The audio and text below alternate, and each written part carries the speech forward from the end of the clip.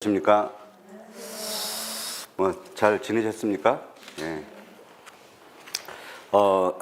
이제 오늘 수업부터는 2주 차에 걸쳐서 원래는 이제 족집게 특강인데 근데 다른 과목은 그 100문제로 그래서 백선 족집게 특강이라고 하는데 저는 92문항으로 돼 있습니다. 문제가. 그래서 왜 100문제가 아니고 92문항이냐? 일단 제가 빠짐없이 시험장에 가기 전에 전체적으로 쭉 꼭 풀어봐야 될 그런 문제를 구성하다 보니까 번호를 부여하다 보니까 이렇게 92문항이 됐어요. 그래서 한 두 문항을 빼서 90문항으로 하려고 했는데 또 두 문항 빼기가 또 아깝더라고요. 그래서 92문항으로 자료가 돼 있습니다. 그리고 이걸 2주차에 걸쳐서 여러분들에게 문제 중심으로 설명을 하도록 하겠습니다.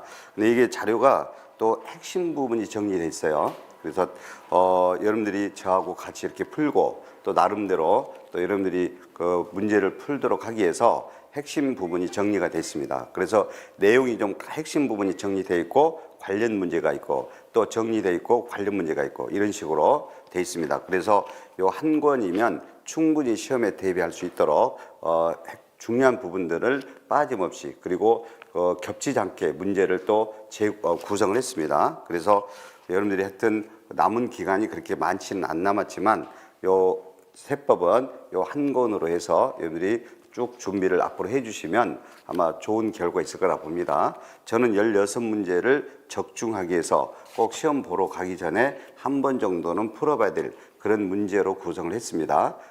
그래서 적어도 여러분들 실수하지 않으면 14개 이상 정도는 충분히 맞힐 거라 봅니다. 이 내용을 숙지하면.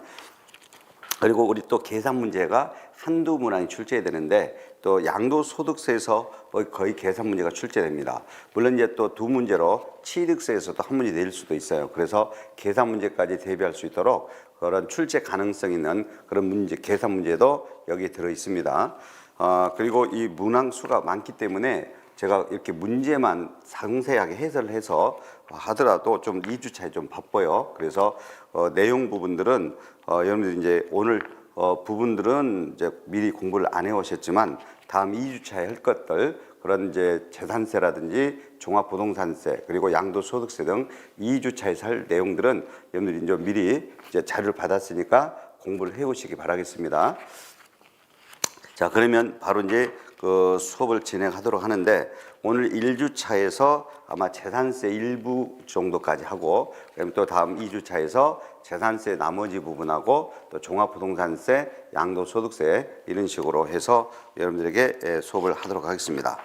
그리고 그 평상시 여러분들이 공부했던 그런 순서로 문제를 구성했습니다. 그러니까 제일 처음 우리가 이제 조세총론이잖아요.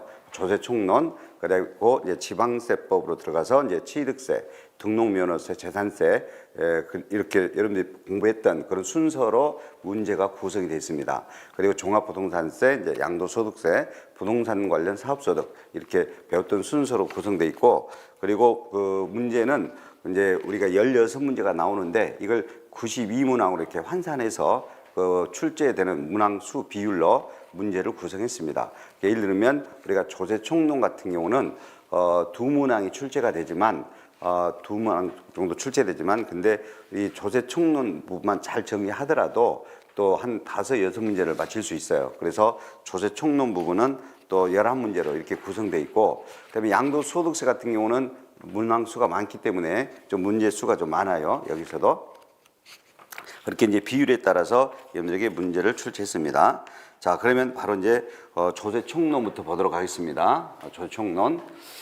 자, 이 조세총론은 이제 조세 관련된 일반적인 여러 가지 내용들입니다. 그래서 문제가 종합적으로 요즘 출제되기 때문에 저도 이 조세총론 문제를 좀 종합적으로 문제를 구성해봤어요. 자, 그러면 먼저 우리 조세총론에서 문제 나오면 제일 요즘 잘 나오는 것이 물납과 분할납부죠.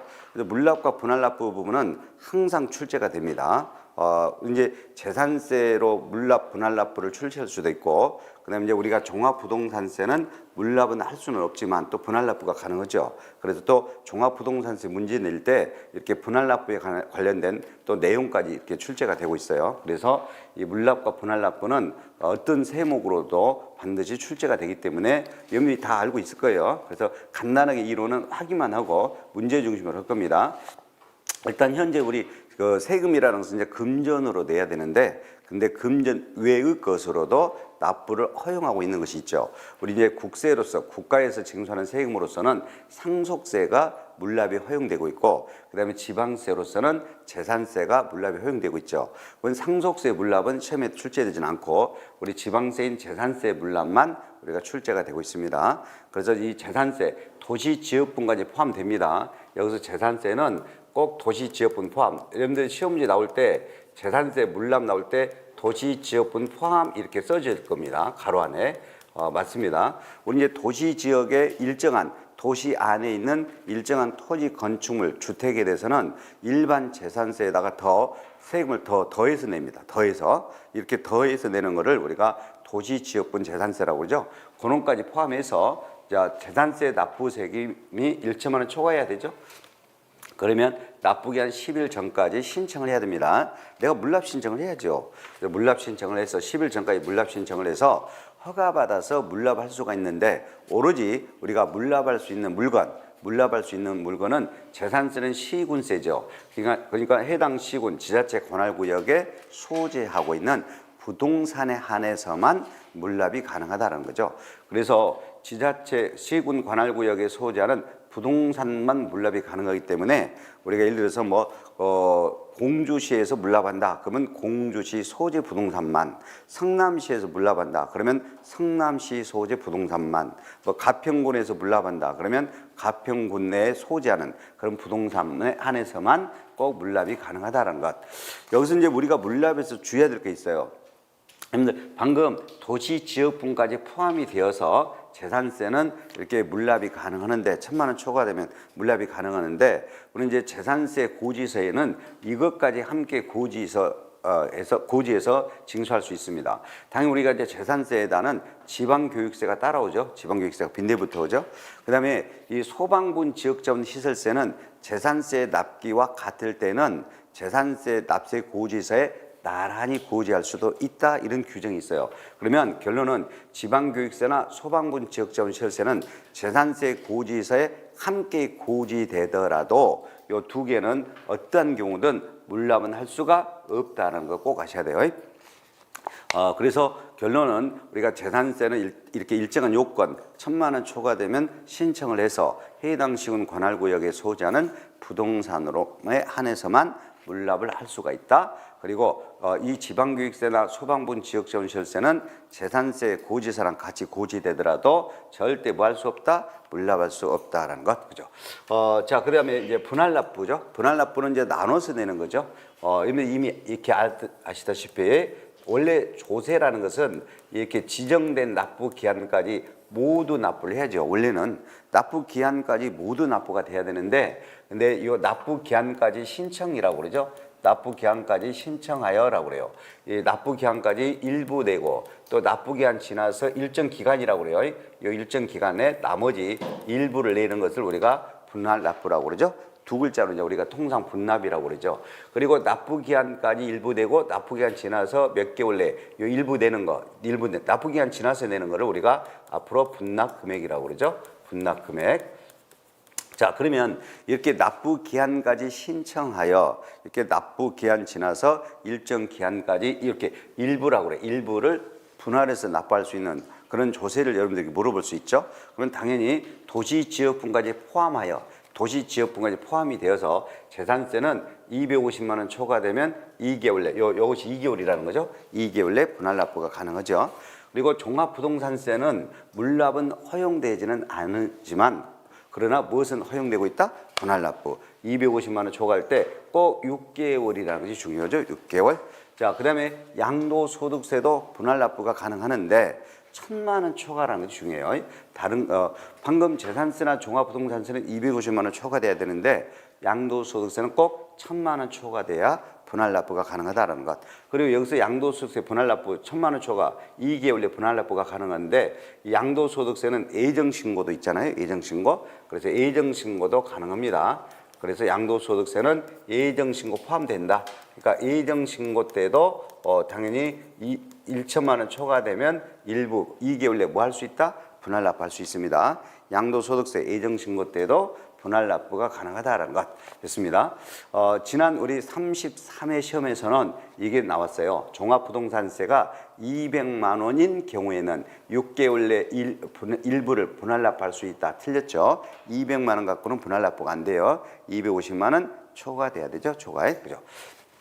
자, 이게 또 중요해요. 그는 이 재산세 부과될 때 지방교육세가 부과되고 있는데, 그럼 재산세가 분할 납부가 되면 지방교육세도 재산세 분할 납부에 비례해서 지방교육세는 이미 분할 납부가 되고 있습니다. 그리고 이제 작년 2022년부터는 재산세가 분할 납부가 될 때는 뭣도 소방분 지역전시세도 재산세 분할 납부를 준용한다라고 돼 있어요. 그러면 결론은 재산세가 250만 원 초과되어 내가 분할 납부를 하게 될 때는 뭐까지도 소방분 지역전시세도 250만 원 초과되면 뭐가 된다? 분할 납부가 가능하다는 겁니다. 그럼 결론은 이 지방교육세나 또 소방분 지역전시세는 재산세가 물납되더라도 물납은 허용되지는 않지만 재산세가 분할 납부될 때 이 두 개의 세금은 무엇은 가능하다? 분할 납부는 꼭 가능하다. 꼭 정리해야 되겠습니다.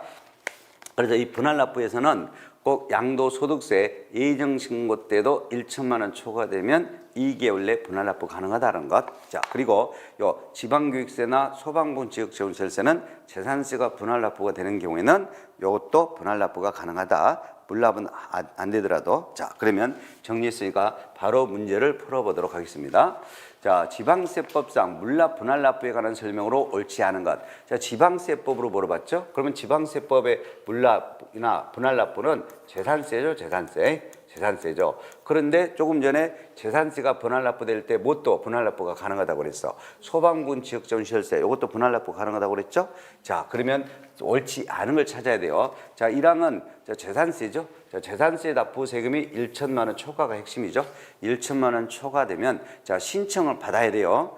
지자체 장은 신청을 받아가지고 해당 지자체 관할구역, 여기가 이제 해당 시군이라고 그러죠. 시군 지자체 관할구역에 있는 부동산에 대하여만 물납을 허가할 수가 있다. 여러 번 출제했습니다. 이 동그라미 1항 지문은 1,000만 원 초과 그리고 신청을 받아서 해당 지자체 관할구역에 소재하는 부동산에 대해서만 물납을 허가할 수 있다라는 것. 혹시라도 뭐 지자체 관할구역에 관계없이 국내의 모든 부동산으로 물납할 수 있다 그럼 틀리죠. 꼭 시군 지자체 관할구역에 소재해야 돼. 동그라미 2항입니다. 재산세 250만 원 초과되면 이것도 이제 신청해야지요. 신청해서 납부기한 지난 날로부터 자, 몇 개월이죠? 2개월이죠? 재산세 250만 원 초과 일부를 2개월 내에 분할 납부할 수 있죠. 옛날에 우리가 전부를 분할 납부한다라고 틀게 낸 적도 있어요. 전부를 한껏 납부한다는 것은 분할 납부라는 것이 안 맞죠. 일부만 나눠서 내야 되는 거죠. 일부라고 써야죠. 2개월 이내죠. 그다음에 동그란 3항입니다. 그럼 재산세는 250만 원 초과되면 분할 납부가 가능하기 때문에 250만 원의 2배, 250만 원의 2배는 500만 원이죠. 그러면 250만 원 초과됐는데 500만 원 이하. 그러면 최대 우리가 쪼개서 분할이 납부가 가능한 것은 250만 원 초과 금액이라고 그래야 돼요. 250만 원 초과되는 금액을 분할 납부할 수 있죠. 예를 들어서 우리가 재산세가 400만 원이면 500만 원 이하잖아. 그럼 250만 원 초과분인 150만 원에 대해서 250만 원 초과 넘는 150만 원에 대해서만 2개월 내 분할 납부가 가능해요. 그 다음에 500만 원 초과됐다. 재산세 납부 세금이 500만 원 초과되면 그러면 100분의 50이라고 그래. 그 해당 세금의 100분의 50 이하 금액을 최대 분할 납부할 수 있죠. 자, 예를 들어서 우리가 재산세가 납부 세금이 500만 원 초과되는 800만 원으로 주어졌다. 800만 원으로. 그러면 얼마까지 분할 납부가 가능해? 그 800만 원 세금의 100분의 50인 절반인 얼마? 400만 원까지 분할 납부가 가능해요. 오케이? 그래서 꼭 요 3번 지문도 아셔야 돼요. 재산세 납부 세금이 500만 원 이하 금액으로 주어지면 250만 원 초과되는 금액을 최대 분할해서 낼 수 있다. 500만 원 초과 금액으로 주어지면 꼭 100분의 50, 그 세금의 100분의 50 이하 금액을 꼭 분할 납부할 수 있다. 몇 개월 내? 2개월 내에.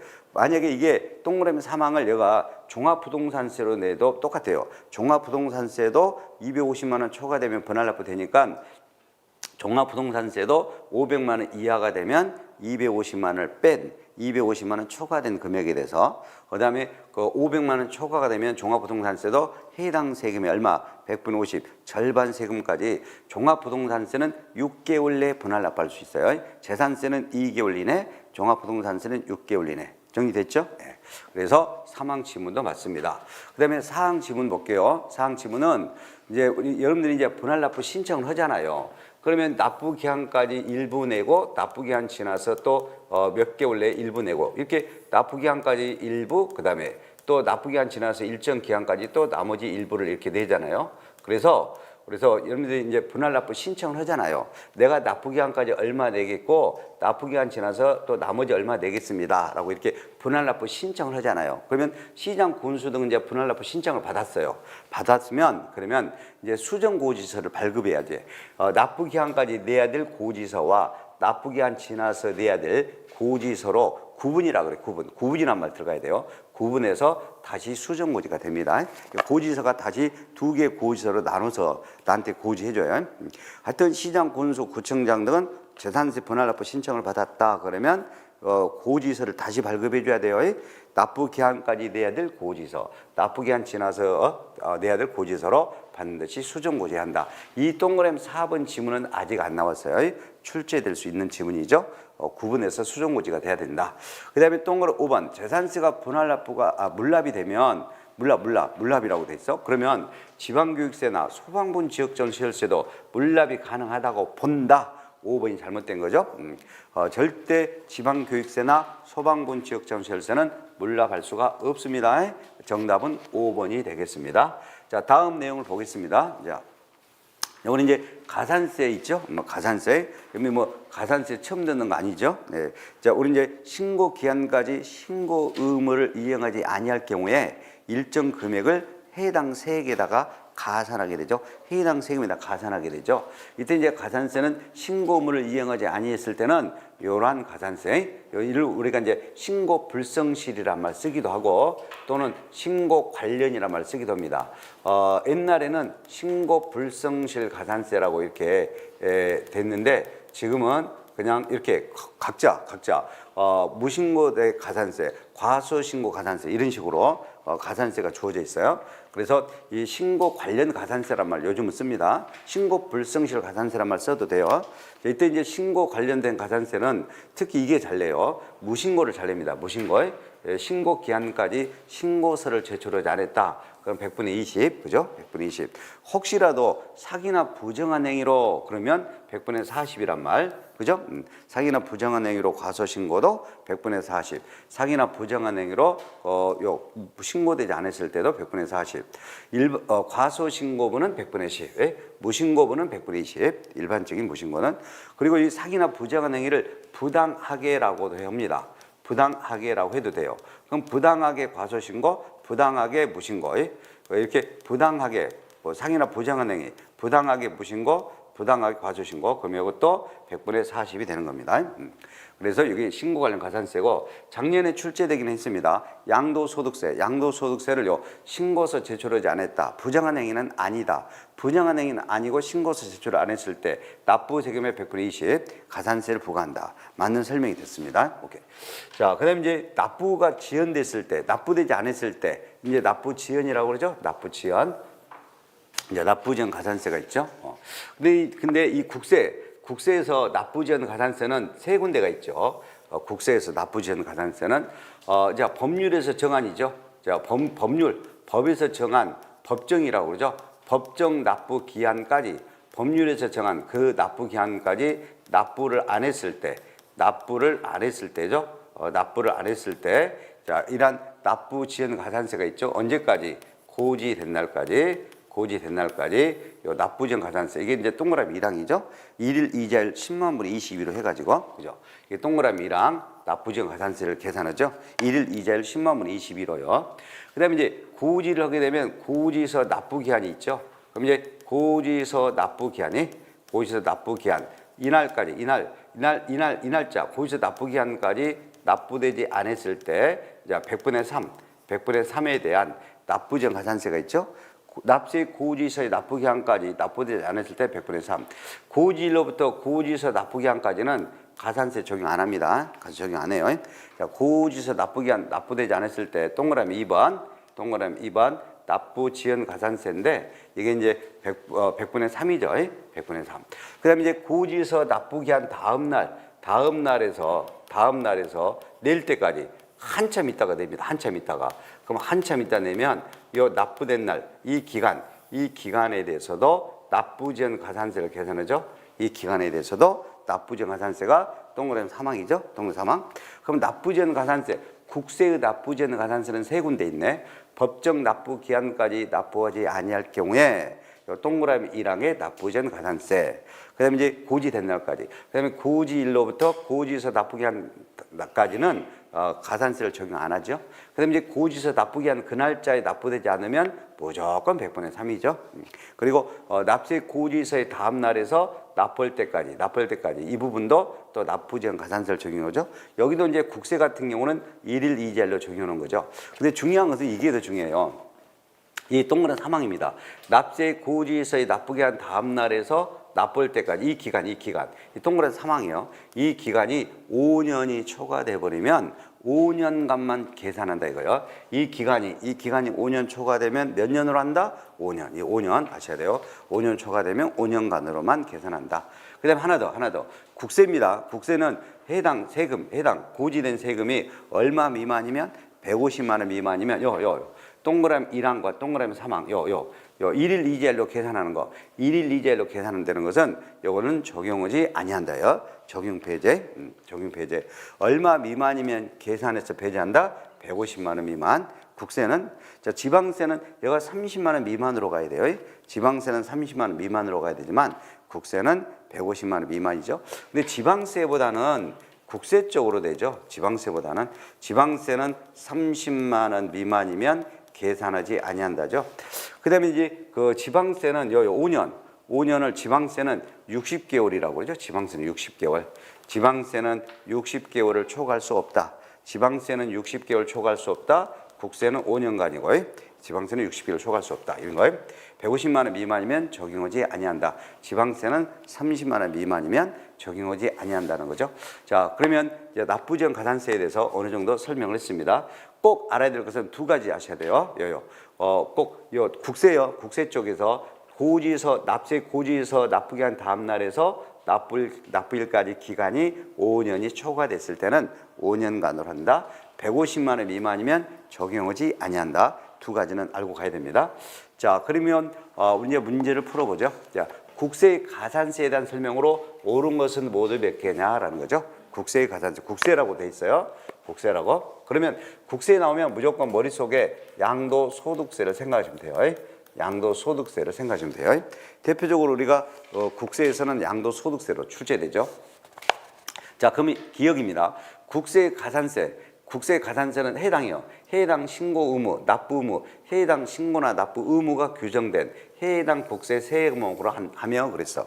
그러니까 예를 들어서 양도소득세에 대해서 신고되지 않거나 납부되지 아니해서 가산세는 당연히 해당 가산세는 양도소득세 세금으로 한다는 거예요. 예, 당연한 거지. 근데 해당 국세가 혹시 감면을 할 때가 있어. 감면하게 될 때 가산세는 감면 대상에는 당연히 포함시키지 아니하는 것으로 합니다. 그러니까 가산세는 해당 세금에다가 가산하여 해당 세금으로 징수돼요. 예를 들면 양도소득세 무신고 가산세면 양도소득세 결정세액에다가 가산해. 그리고 양도소득세로 징수돼. 근데 양도소득세가 일부 감면을 받게 돼. 그럼 가산세는 감면되는 세금 쪽에다가 절대 포함시키지 아니합니다. 만약에 가산세를 감면되는 세금에다 포함돼 버리면 가산세도 같이 함께 감면이 돼 버려요. 그러니까 가산세는 감면되는 세금에다는 절대 포함하지 아니하는 것으로 합니다. 오케이. 가산세는 해당 세금으로 징수한다. 근데 해당 세금이 감면받을 때는 가산세는 감면 대상에는 포함시키지 아니하는 것으로 한다. 오케이. 그다음에 니은번이죠. 이거 기억 옳은 거고요. 옳은 겁니다. 자, 그다음에 니은은 이제 법정 납부 기한까지. 조금 전에 제가 법정 납부 기한까지 납부되지 아니하면 납부 지연 가산세가 있다라고 그랬고, 그다음에 또 납세 고지서예요. 납세 고지서에 따른 납부 기한까지 납부되지 않았다. 납세 고지서에 납부 기한까지 내지 않았다. 그러면 100분의 3에 납부 지연 가산세 적용하죠? 그죠? 납세 고지서에, 고지서라고 돼 있어요.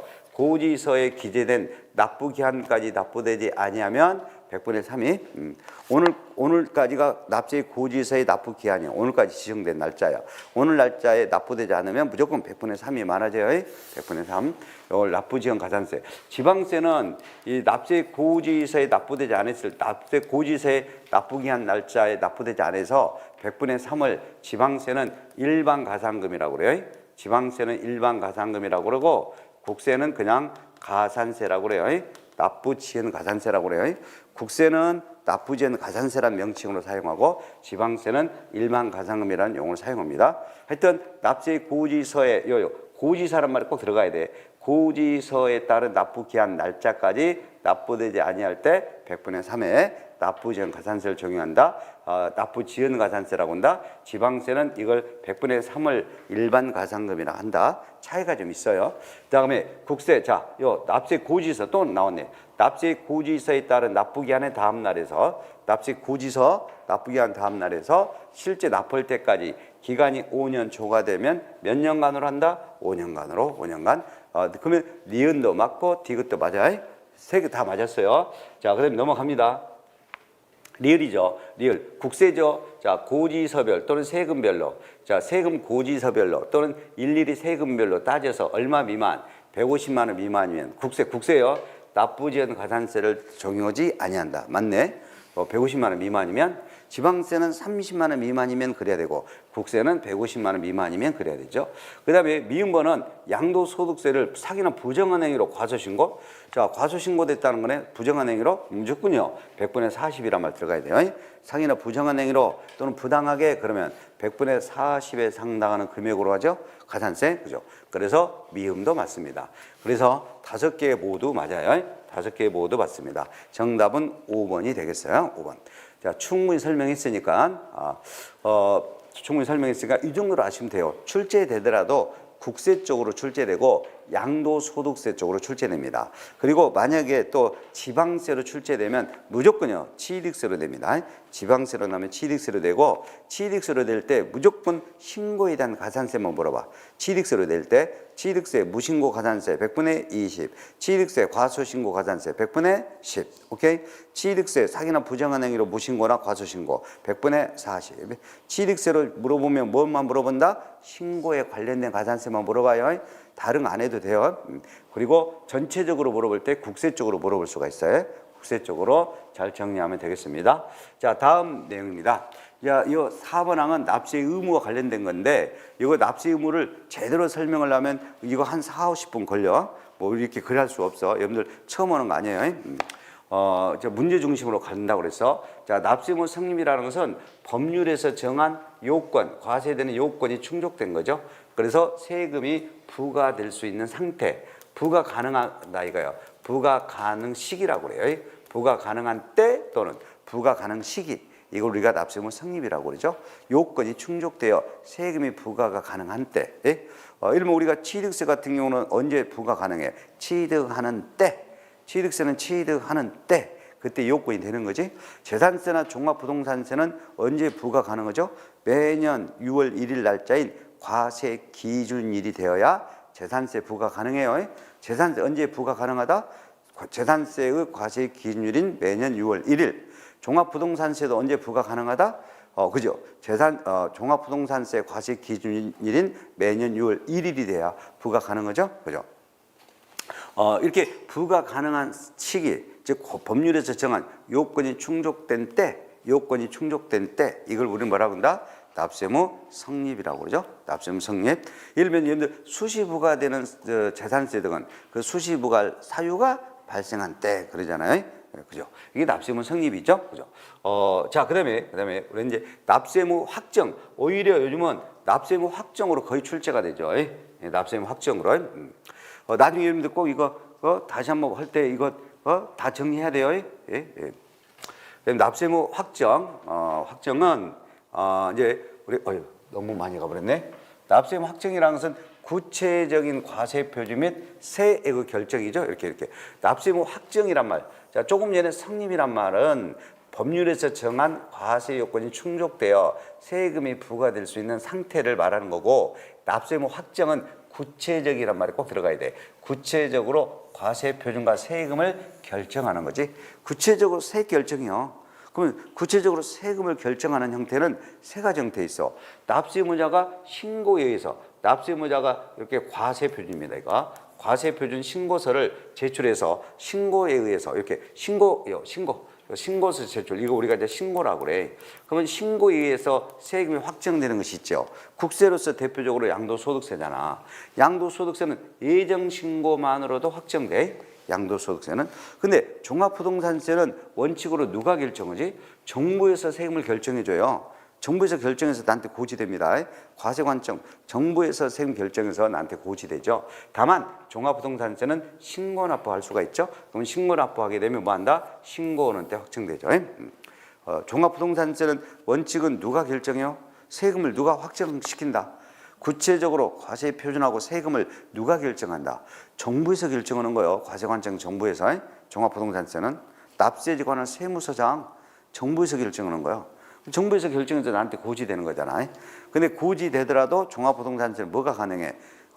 신고납부가 선택할 수 있어. 그럼 내가 신고납부를 하게 되면 신고는 때 확정되는 거죠. 여기 꼭 주의해야 될 거예요. 양도소득세 예정신고만으로도, 예정신고 자체로도 납세의무가 꼭 확정됩니다. 물론 이제 확정신고로도 확정되고 예정신고로도 세금이 확정됩니다. 예정신고로도 확정된다는 것. 그 다음에 종합부동산세는 정부에서 결정하는 원칙인데 꼭 신고납부를 선택하여 신고납부하게 되면 신고하는 때 확정된다 이 말이에요. 종합부동산세 신고해버렸네. 그러면 신고하는 때 확정된다.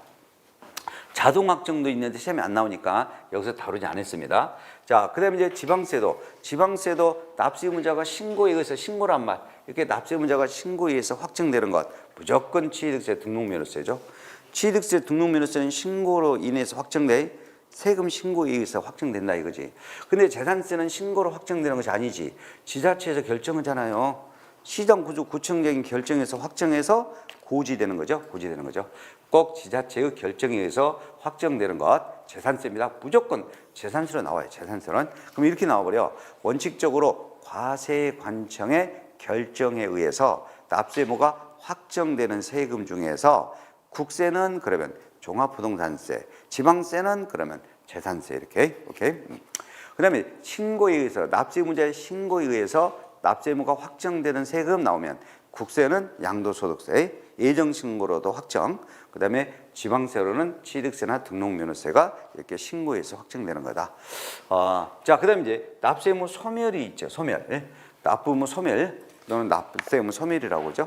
국세는 납세의무 소멸이라고 그러고 지방세는 납부의무 소멸이라고 그러죠. 왜 지방세는 납부의무 소멸이라고 하냐면 지방자치단체의 징수금이거든. 징수금에 납부의무 소멸되는 거. 이 5가지 사유로만 소멸된다는 거. 납부되었을 때, 충당되었을 때. 부가 취소로 가야 돼. 부가 철회가 아니에요. 부가 철회가 아니라 부가 취소가 돼야 되지. 그 다음에 제척기간이라고 있죠. 뭐 10년, 7년 등. 사기나 부정한 행위는 포탈하면 10년이 제척기간이잖아요. 신고서 제출 안 하면 7년 등. 그런 제척기간이 만료됐을 때, 그 다음에 세금 징수해야 되지. 그 징수는 소멸시효를 적용하죠. 세금 부과는 제척기간, 세금 징수는 소멸시효, 부과는 제척기간, 세금 걷어들이는 징수는 소멸시효. 그죠? 소멸시효는 지방세가 나와. 5년이죠, 보통. 소멸시효 기간이. 근데 이제 5천만 원 이상은 10년이고요. 10년이고. 자, 이렇게 5가지 사유로만 소멸되기 때문에 이 5가지 사유가 아닌 다른 사유로는 납세의무가 소멸이 되진 않죠. 그죠? 다른 사유로는 소멸이 안 돼. 예를 들면 납세자 사망이나 법인의 합병이나 합병 이렇게 부가 철회 같은 거, 또 결손 처분 이런 것들은 납부의무 소멸되는 사유가 아니다. 다른 사유로는 소멸이 안 돼요. 자, 그러면 문제를 보도록 하겠습니다. 문제를. 요 제척 기간 어느 정도 알고 있죠? 사기나 부정한 행위는 10년, 신고서 제출하지 아니하면 7년. 이런 거 뭐 어느 정도 알 겁니다. 자, 그러면 문제를 보죠. 3번 문제. 자, 우리 국세기본법이나 지방세기본법상 국세지방세 납세무 성립 시기에 관한 내용으로 틀린가 그랬어요. 납세무 성립으로 물어봤어요. 자, 1항 취득세는 취득할 때 납세무 성립하지 신고하는 때 성립한다. 그럼 틀리죠. 신고는 확정이요. 신고로 확정이죠. 취득세는 취득하는 때 성립하고 취득할 때 취득세는 부과될 수 있고 그다음에 신고에 의하여 신고로 확정돼 신고에 의해서 확정 신고로 납세무자 신고에 의해서 확정되는 거지. 그래서 납세무자 신고에 의해서 확정됩니다. 그러면 납세무 성립 시기 틀린 것 1번이죠. 취득세는 취득세 과세 물건을 취득하는 때 성립한다. 신고하는 때 성립하는 거 아니다. 신고하는 때는 확정이다. 신고는 확정이다. 이건 납세무 성립 시기를 물어봤기 때문에 취득하는 때 그래야 되고 신고하는 것은 확정입니다. 1번이 정답이죠. 그 다음에 이제 동그라미 2항 지문은 양도소득, 양도소득에 대해서 개인지방소득세, 양도소득에 대한 개인지방소득세. 그러면 해당 앞에 거 양도소득세 납세무가 성립되어야 양도소득에 대한 개인지방세는 함께 납세무 성립돼. 양도소득세 낼 때 개인지방소득세란 말이야. 그러면 양도소득세, 양도소득세에 대한 납세무가 성립할 때 개인지방소득세도 같이 납세무가 성립돼요. 그 다음에 동그라미 3항은 무신고 가산세나 과소신고예요. 신고란 말 들어있지. 무신고든 과소신고든. 이거는 신고 기한까지 신고 안 했을 때 과소신고할 때 부과할 수 있어. 그래서 해당 신고 기한이 경과하는 때. 자, 무신고나 과소신고 가산세는 해당. 그 신고 기한이 경과하는 때. 신고 기한까지 무신고되거나 신고 기한까지 과소신고되면 가산세가 부과되죠. 그죠? 그 다음에 수시부과하는 말, 수시부과란 말 나오면 무조건 사유란 말 들어가야 돼. 수시부과할 사유가 발생해야지. 사유가 있어야지 뭐. 그래야 수시부과할 수 있는 거죠. 그 다음에 개인분 주미세, 이제 몇 년 전에 사업소분 주미세, 이런 거 신경 안 써도 돼. 중요한 개인분 주미세 나오면, 매년 7월 1일이 과세 기준일입니다. 7월 1일, 6월 1일이 아니에요. 개인분 주민세는 언제 날짜로 성립된다? 과세 기준일인 매년 7월 1일 날짜. 재산세는 언제 날짜로 되죠? 매년 6월 1일. 종합부동산세도 매년 6월 1일. 개인분 주민세는 매년 7월 1일. 재산세하고 개인분 주민세의 과세 기준일이 달라. 재산세는 매년 6월 1일. 개인분 주민세는 7월 1일. 이렇게 다르죠? 그래서 1번만 틀렸습니다. 나머지 맞죠? 그 다음에 이제 문제 4번은 납세무 성립 확정에 대한 설명으로 틀린 것, 성립과 확정 다 물어본 거죠? 틀린 겁니다. 자, 1항 취득세는 취득하는 때 성립이에요. 취득이란 말. 취득할 때 성립. 그리고 신고해야 돼, 이제. 납세부자가 신고할 때 확정이요. 취득할 때 성립했고 신고에 의해서 확정. 취득할 때 세금이 부과될 수 있고 신고해야죠. 그럼 신고할 때 확정. 맞아. 등록면허세는 등기란 말 들어야 돼. 등기 등록하는 때 성립. 그리고 신고에 의해서 확정. 등기 등록할 때 성립. 그리고 신고에 의해서 확정. 이렇게 되는 거죠. 재산세는 6월 1일 날짜 과세 기준일에 납세무 성립이요. 6월 1일 날짜로 부과될 수 있어. 근데 재산세는 내가 신고하는 거 아니야. 해당 지자체라고 그래. 지자체가 과세 표준과 세금을 결정해줘요. 결정해서 확정이죠. 재산세는 6월 1일 과세 기준일에 납세무는 성립. 그리고 누가 결정해? 지자체장이 결정해서 해당 지자체가 결정해서 확정돼. 만약에 재산세를 신고에 의해서 확정된다 그런 말 나오면 안 되지. 재산세는 신고로 확정되는 거 아니에요. 지자체 결정으로 확정되는 거죠. 자, 일단 1, 2, 3번 다 맞아요. 이거 다 자주 출제되는 것들이에요. 종합부동산세, 재산세 과세 기준일이 매년 6월 1일이지. 맞아. 매년 6월 1일. 재산세 과세 기준일에 납세무 성립한 거 맞아요. 종합부동산세. 재산세 과세 기준일에 성립 맞아요. 근데 이거는 원칙적으로 신고에 의해서 확정, 원칙적으로 신고. 얘가 잘못됐죠? 원칙적으로는 종합부동산세는 과세관청이라고 그래야 돼. 과세관청. 여기서 종합부동산세를 관할하는 과세관청은 정부를 말하는 거예요. 정부, 납세에 관한 세무서장, 정부의 결정에 의해서 납세무가 확정됩니다. 다시 한번 종합부동산세는 재산세 과세 기준일인 매년 6월 1일 날짜로 성립한다. 그리고 원칙적으로는 과세관청인 정부에 의해서의 정부의 결정, 과세관청의 결정, 정부의 결정에 의해서 확정됩니다. 정부의 결정에 의해서 확정된다. 그래서 4번이 틀린 겁니다. 물론 이제 종합부동산세는 단서가 있죠. 단 신고납부를 선택하여 신고납부를 하게 될 때는 신고하는 때 확정, 신고하게 되면 어쩔 때 신고할 때 확정됩니다. 그 다음에 동그래 우왕 지문이죠. 자, 예정신고 양도소득세. 양도소득 예정신고 있잖아요. 예. 근데 양도소득 예정신고는 부동산의 경우는 그 양도일이 속하는 달의 말일 날짜에 성립하죠. 이렇게 양도소득 금액이 발생하는 그 금액이 발생한 그 달의 말일 날짜. 꼭 예정신고 양도소득세 예정신고란 말 소득세 그러면 그 과세 표준이 되는 금액이 발생한 달의 말일이에요. 달의 말일 날짜로 성립. 그리고 이 신고에 예정신고만으로도 확정됩니다. 그러니까 예정신고 양도소득세는 언제 날짜로 성립돼? 그 과세 표준 금액이 발생한 그 달의 말일 날짜. 그 달의 말일 날짜로 성립되고 그다음에 신고잖아. 신고에 의해서 확정. 예정신고로도 확정돼. 그래서 5항 지문도 맞습니다. 그래서 납세문 성립 확정에 대해서 문제를 풀어봤어요. 자, 틀린 것은 몇 번이었어요? 4번이 틀렸죠? 자, 그다음 5번 보겠습니다. 자, 지방자치단체 징수금의 납부금 소멸에 대한 설명이죠. 틀린 겁니다. 소멸. 자, 이 징수에 대한 소멸시효는 중단이라는 게 있어요. 중단이라는 것은 이렇게 시효가 진행되다가 소멸시효가 진행되다가 나중에 어떤 사유로 인해서 소멸시효가 중단돼. 그래서 소멸시효를 다시 새로이 소멸시효를 다시 시작하게 돼. 이렇게 뭔가 사유에 의해서 소멸시효가 없어져 버리고 지금까지 진행된 소멸시효 기간이 없어져 버리고 소멸시효를 다시 새로이 시작하는 것. 이걸 우리가 소멸시효 중단이라고 그러죠. 이렇게 소멸시효가 중단되려면 징수 권리를 행사를 해야 돼. 세금 징수 권리를 행사해야 돼. 뭐 행사할 수 있는 거 어떤 것들이 있어. 세금 고지라잖아. 세금 고지. 그럼 납세 고지가 되면 지금까지 소멸시효 진행된 기간이 다 없어져 버려요. 그래서 소멸시효를 다시 새로 시작해야 돼. 납세 고지가 있거나 세금 독촉이나 최고가 있거나 그다음에 교부 청구가 들어오거나 또 재산이 압류가 되면 소멸시효는 뭐요? 중단돼. 중단이라고 그래. 중단. 지금까지 진행된 소멸시효 기간이 없어져 버려. 그리고 소멸시효를 다시 새로 시작하는 것. 이런 걸 우리가 중단이라고 그래. 중단. 그다음에 이제 그 기간만 정지되는 경우가 있어요. 정지될 수 있는 기간은 정지는 그 기간만 정지되죠. 그래서 대표적으로 우리가 분납 기간이 정지되죠.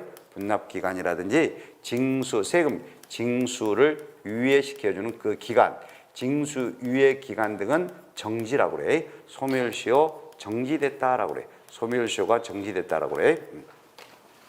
소멸시효는 중단과 정지가 있죠. 중단이라는 것은 뭐다? 세금 고지가 있거나 또 납부나 독촉이나 최고가 있거나 교부 청구 또는 재산 압류 등으로 인해서 소멸시효는 지금까지 진행된 소멸시효는 아예 없어져 중단된다는 것. 중단 사유 맞습니다. 자, 그다음에 동그란 2번이죠. 지방자치단체 징수금은 납부문 소멸 사유가 돼. 근데 부가 철회나 결손처분 또 납세자 사망 등 이런 것들로는 납부문가 소멸되지는 않습니다. 납부나 충당은 소멸 사유가 되는데 부가 철회나 결손처분이나 납세자 사망 등은 소멸되지 않습니다. 그래서 동그란 2번이 틀린 것이 되겠어요. 그 다음에 동그란 3항은 원래 여러분들 신고서를 제출하지 아니하면 신고서가 제출되지 않은 경우 제척기간은 원래는 7년이야. 원래는 7년인데 근데 지방세에서 요 명의신탁 약정으로 그래. 명의신탁 약정으로 실권리자가 사실상으로 취득이 됐어. 그래가지고 과세표준 신고서를 아예 제출 안 해버려. 이때 제척기간은 10년으로 늘어나 버립니다. 자, 앞에 이런 말이 없으면 명의신탁 약정으로 실권리자가 사실상 취득하는 경우로서 이것이 없다. 이것이 없고 단순하게 법정 신고 기한까지 신고서가 제출되지 않으면 7년간이다. 7년간이다. 근데요. 명의신탁 약정으로 인한 실권리자가 사실상 취득하는 경우로서 신고서가 제출되지 않으면 그 해당 지방세 제척 기간은 10년 됩니다. 그래서 동그라미 사망 지문도 맞아요. 그다음에 다음 지문 동그라미 사항 지문 볼게요. 자, 납세자에게 사기 등 부정행위가 없다는 거네. 사기 등이 없다는 거네. 또 특례 제척 기간이 또 있어. 거기에 해당되지도 않는 경우다. 그럼 사기나 부정행위도 없다. 특례 제척 기간에도 해당이 안 된다. 그러면 원칙적으로 납세문 성립일로부터 자, 성립일이 재산세 같은 경우 과세 기준일이 6월 1일이죠. 그 날짜부터 5년이 지나면 재산세는 부과될 수 없다. 일반적인 제척 기간은 5년입니다. 재산세 일반적인 경우 제척 기간은 몇 년이다? 5년이야. 재산세 사기 등 부정행위가 없어. 재산세 일반적으로 5년입니다. 5년. 그리고 요 동그라미 4번 끝자리에다가 종합부동산세도 적용. 종합부동산세도 적용. 그러면 종합부동산세도 일반적인 제척 기간은 몇 년이 될까? 5년이 되겠죠. 종합부동산세도 사기 등 부정행위가 없으면 종합부동산세도 납세문 성립일인 6월 1일부터 5년간 종합부동산세가 부과되지 아니하면 납세문 소멸됩니다. 일반적으로 재산세나 종합부동산세 제척 기간은 5년입니다. 그 다음에 동그라미 5항이죠. 지자체 징수금, 징수라고 되어 있네. 징수금에 대한 소멸시효는 자, 징수권 행사할 수 있는 때로부터 보통 소멸시효 기간은 5년이고 지방세 5천만 원 이상은 10년이죠. 지방세 징수금이란 말이야. 지자체 징수금은 보통은 소멸시효 기간이 5년, 그 다음에 5천만 원 이상은 10년. 국세는 5억 원 이상이 돼야 10년입니다. 국세는 5억 원 이상.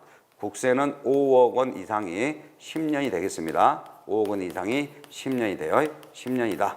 국세는 5억 원 이상. 그래서 우리 지방세로 내죠. 지방세 징수금의 소멸시효 기간은 5년, 5천만 원 이상은 10년 행사하지 아니하면 시효로 인하여 납부문은 소멸하게 되죠. 이게 이제 소멸시효 완성이라고 하죠. 소멸시효 완성. 맞습니다. 자, 틀린 것은 몇 번이 틀렸나요?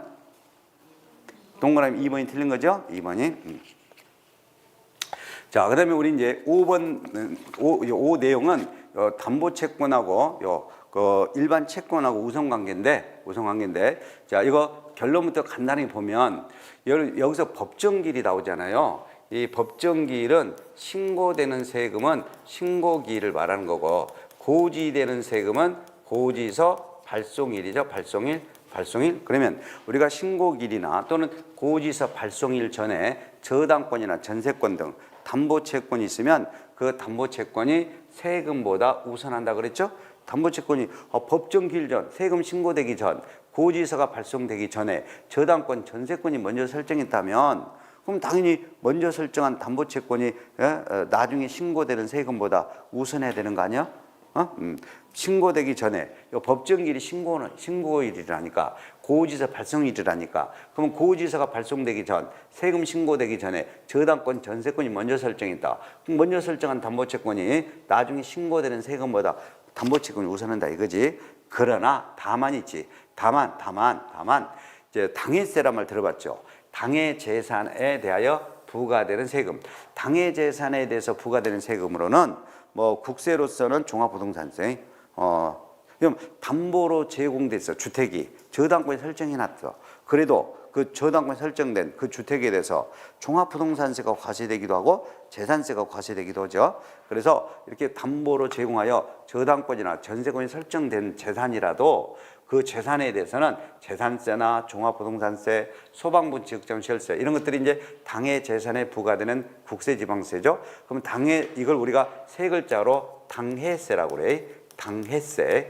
이 당해세는 저당권 설정일자, 저당권 등 설정일자에 상관없이 담보채권보다 우선 징수한다라고 돼 있죠. 그러니까 저당권이나 전세권이 먼저 설정됐다 하더라도 전세권이나 저당권이 먼저 설정됐다 하더라도 해당 당해재산에 부과되는 세금, 당해세는 이 담보채권 설정 일자에 상관없이 저당권 등 담보채권보다 우선 징수가 되죠.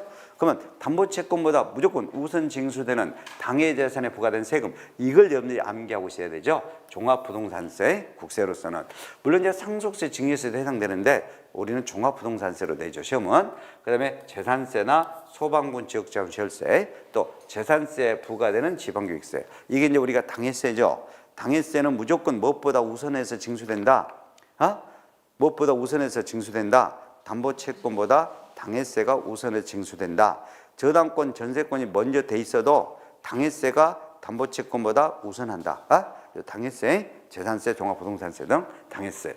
근데 이번에 5월 1일 날짜로 5월달에 이번 5월달에 이것이 이거 신설됐습니다. 이거 추가 신설됐어요. 이거 이번에 전세 사기가 많이 발생해가지고 이것 때문에 이것이 좀 신설됐습니다. 이건 주택임대차 보호법에 따른 임대차 보증금 반환 채권에 대한 주예요. 주택임대차 보호법에 따른 임대차 보증금 반환 채권이요. 임대차 보증금 반환 채권은 그 해당 그 재산이 매각되잖아요. 예? 그 재산이 압류돼서 그 재산이 매각돼. 그러면 그 매각 금액에서 해당 지방세를 징수하게 됩니다. 지방세를 징수하게 돼. 그러면 그 확정일자, 보증금 확정일자 또는 전세권 설정일자, 보증금 확정일자 또는 전세권 설정일자보다 법정기일이 늦어. 법정기일이 늦은 해당 재산에 대하여 이걸 당해세요. 예? 법정기일이 늦은 당해세 등의 당해세의 우선징수 순서에 대신해서 당해세의 우선징수 순서에 대신하여 요 임대차 보증금 반환 채권 등을 우선적으로 더 변제될 수도 있다라는 것이 신설됐어요. 결론은 이렇게 말하시면 돼. 주택임대차 보호법에 따른 임대차 보증금 반환 채권은 설정 일자 등이 빠르고 법정기일이 늦어. 그래서 법정기일이 늦은 당해세보다 우선해서 뭐 할 수도 있다? 변제될 수도 있다 이거예요. 있다. 오케이? 예, 다시 한번 결론제요. 주택임대차 보호법에 따른 임대차 보증금 반환 채권은 이 법정기일이 늦은 당해세인 재산세 등의 우선 징수 순서에 대신해서 뭐 할 수도 있다? 변제될 수도 있다. 당해세보다 우선적으로 요 임대차 보증금 반환 채권 등을 우선해서 더 뭐 할 수 있다? 변제될 수도 있다라는 것 꼭 신설됐어요. 시험제는 내면 맞게 나올 거예요. 있다라고 이렇게 우선 징수 순서에 대신해서 변제될 수도 있다. 보증금 반환 채권이 그러면 맞는 지문으로 넘어가면 돼요. 네, 됐어요. 자, 그러면 어느 정도 설명했으니까 문제를 풀겠습니다. 자, 6번 조세 채권과 일반 채권 관계에 대한 설명으로 틀린 것은 그랬어. 자, 우리가 납세 담보가 돼 있는 재산이 매각됐어요. 납세 담보로 된 재산이 매각됐어. 세금 담보요. 세금 납세 담보. 그러면 자, 우리는 압류 우선에도 불구하고 해당 납세 담보가 되어 있는 그런 재산이 매각되면 해당 납세 담보에 해당하는 지자체에서 그래야 돼. 지자체에서 다른 지자체의 징수금과 국세에 우선하여 징수입니다. 결론은 납세 담보가 있는 납세 담보 관련 조세가 더 뭐한다? 압류된 조세보다 우선한다 이거요. 압류된 조세보다 우선한다. 오케이. 납세 담보가 있는 재산이 매각되면 해당 지자체에서 해당 지자체에서 다른 지자체의 징수금이나 국세에 비하여 뭐한다? 해당 지자체가 더 뭐한다? 우선한다. 그러니까 납세 담보가 더 우선한다 이거예요. 압류 우선에도 불구하고 납세 담보가 무엇보다 압류에 관련된 조세보다 우선합니다. 물론 압류에 관련되는 조세는 교부청구 조세보다 우선하기는 해요. 교부청구 조세보다 우선하기는 한다. 근데 납세 담보와 관련된 해당 지자체가 더 다른 지자체 징수금이나 국세에 비하여 우선한다. 담보 우선주의에 불구하고. 오케이. 그래서 동그라미 1항 맞아요. 동그라미 1항 맞습니다. 그 다음에 동그라미 2항은 자, 당해세네. 당해 재산에 부과된 재산세, 당해세죠? 당해세는 무엇보다 우선한다? 전세 설정된 저당권이나 전세권에 따른 담보된 채권보다 우선하죠. 당해세가 우선하죠. 당해세가 담보채권보다 우선한다. 맞는 거지. 그리고 동그라미 3항입니다. 자, 신고서를 제출한 날. 이걸 우리가 네 글자로 법정기일이죠.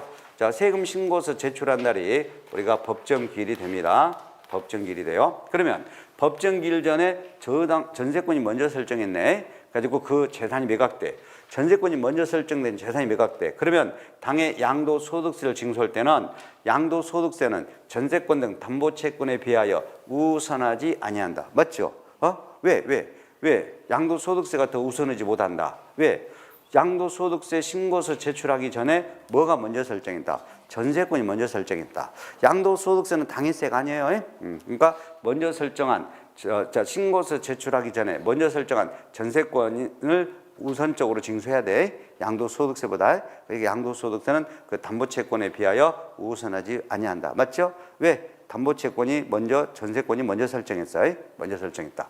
동그란 3항 지문도 맞습니다. 그다음에 동그란 4항 지문이죠. 경매 절차에 따라 재산이 매각됩니다. 매각되기 위해서 국세가 징수돼요. 그러면 이 경매 절차에 든 비용에 우선하지 아니한다. 자, 당연히 경매 절차에 든 비용이 우선합니다. 세금보다 뭐가 우선? 경매 절차에 든 거 또는 강제 집행이라고 그래요. 강제 집행 비용. 그러면 당연히 우리가 국세를 징수합니다. 국세 징수할 때 국세는 무엇보다 우선하지 못한다? 경매 절차에 들어간 비용보다 우선하지 못한다. 강제 집행 비용보다 우선하지 못한다. 그럼 결론은 강제 집행 비용이 국세 등보다 우선, 경매 절차 비용이 국세 등보다 우선. 오케이? 이걸 공익 비용이라고 그래. 강제 집행 비용 등 이런 것들이 더 우선합니다. 자, 그리고 동그란 5항 지문입니다. 주택임대차 보호법이나 상가급을 임대차 보호법상 임차인의 소액임차 보증금, 소액임차 보증금 중에서 소액임차자가 우선 변제 대상 보증금은 있어. 이 보증금은 세금보다 우선해야 돼. 근데 소액임차자의 우선 변제 대상 보증금은 국세지방세 세금보다 우선하지 못한다라고 돼 있죠. 그래서 5번이 틀렸습니다. 뭐가 더 우선한다? 소액임차자가 더 우선해야 돼요. 그죠? 그래서 5번이 틀린 것이 되겠습니다. 자, 그리고 이제 7번 하나만 더 불고 잠깐 세트하죠.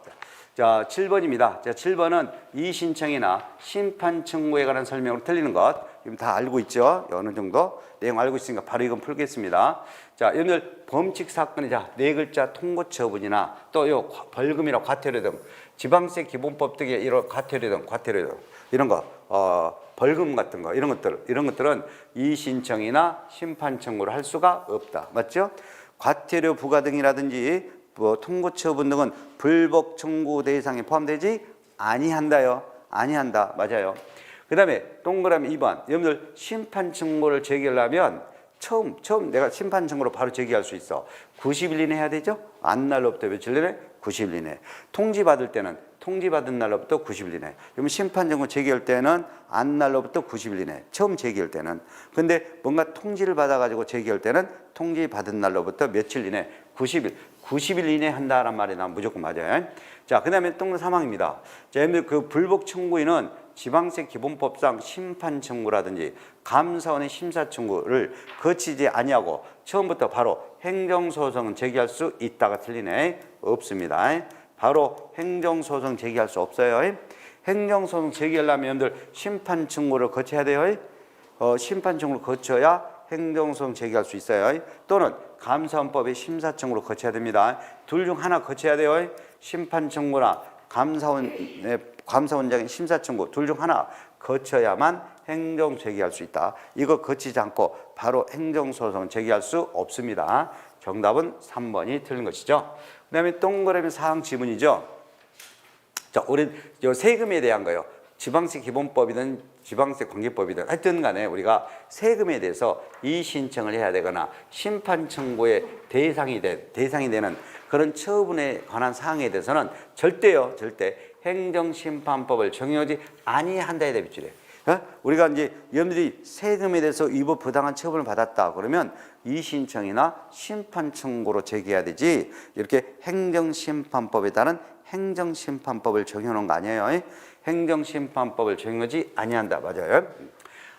그리고 동그라미 5항입니다. 이 신청이나 심판 청구는 이 신청을 제기하든 심판 청구를 제기하더라도 해당 그 처분의 집행에는 효력을 미치지 아니한다죠. 다만 이미 압류된 재산이 있죠. 압류된 재산에 대해서는 이 신청 등의 결정 처분이 있은 날로부터 며칠까지는 30일까지는 뭐 할 수 있다. 공매 처분은 보류할 수 있죠. 공매 처분 보류 기간 뭐요? 30일까지죠. 30일까지.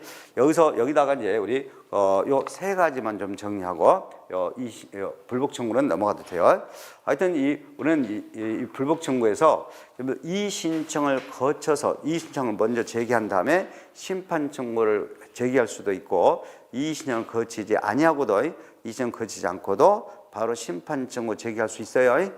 이 신청 거쳐서 심판 청구 제기할 수도 있다. 이 신청 거치지 않고 바로 심판 청구를 제기할 수 있다. 하나 더. 여러분, 이 신청이나 심판 청구 금액이 얼마 미만? 1천만 원 미만. 1천만 원 미만이면 배우자 등, 그의 배우자 등도 뭘로 할 수 있다? 대리인으로 선임할 수도 있다. 생각나요? 대리인으로 선임할 수도 있다라는 것. 오케이. 그리고 이런 이 신청 심판 청구에 대해서 뭐 이 정도만 뭐 알아도 돼요. 이 정도만 알아도 되고 나머지는 여러분들이 여러분들 또 여기 내용 부분에서 좀 참고로 좀 정리해 주면 되겠어요. 자, 그래서 문제 7번까지 풀었습니다. 좀 쉬었다가 또 다음 시간에 보도록 하죠. 좀 쉬었다 하겠습니다.